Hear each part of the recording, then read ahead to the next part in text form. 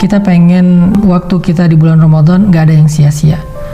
Tetapi kita juga gak sanggup sepanjang hari dan sepanjang malam itu sholat atau tilawah terus. Nah, terus gimana caranya biar kita tetap dapat pahala ibadah, tapi kita gak harus selalu dalam keadaan bersusah payah dan capek. Intinya pengen ibadah yang ringan tapi pahala besar. Apa yang harus kita lakuin? Gampang. Ada banyak banget di dalam hadis Nabi tentang ibadah yang ringan tapi nilai pahalanya besar. Salah satunya kata Nabi, kalimatan khafifatan 'alal lisan, tsaqilatan fil mizan, habibatan ilar rahman. Subhanallahi wa bihamdih, subhanallahil azim.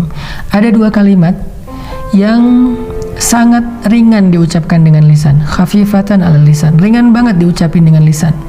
Tapi tsaqilatan fil mizan, berat di dalam timbangan kebaikan. Nanti pas kita dibangkitkan di padang mahsyar, lagi dihisab timbangan kebaikan dan keburukan, dia akan sangat berat, lebih berat daripada gunung Uhud.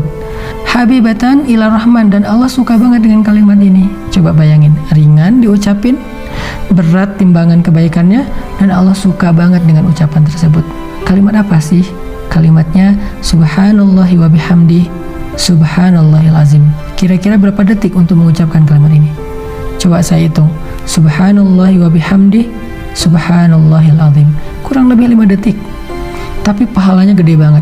Allah suka banget dengan kalimat itu. Maka yuk, kalau kita lagi capek di bulan Ramadan, lagi haus, lagi lapar, lagi lemes, lagi ngantuk, ya udah ucapin sekali aja, nggak usah banyak-banyak.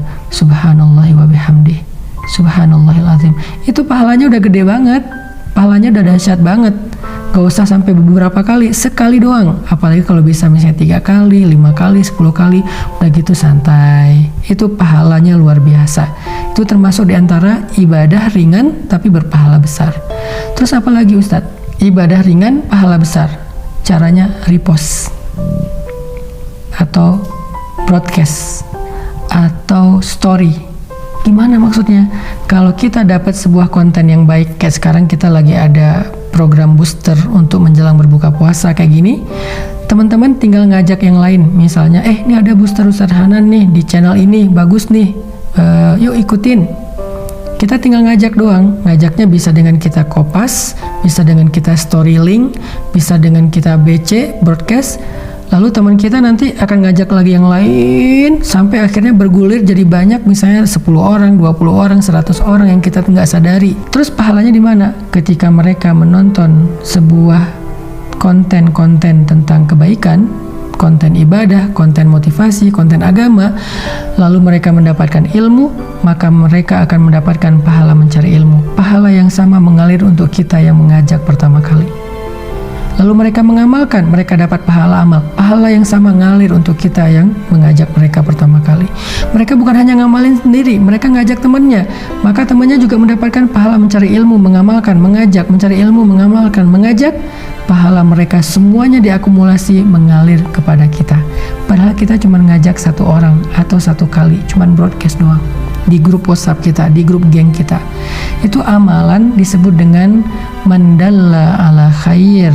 Siapa yang menunjukkan kepada satu kebaikan, dia dapat pahala kebaikan yang sama dari orang yang mengikutinya. Man sanna fil islami sunnatan hasanah. Siapa yang mencontohkan dalam Islam satu contoh yang baik, dia dapat pahala dari orang yang meniru kebaikannya tersebut.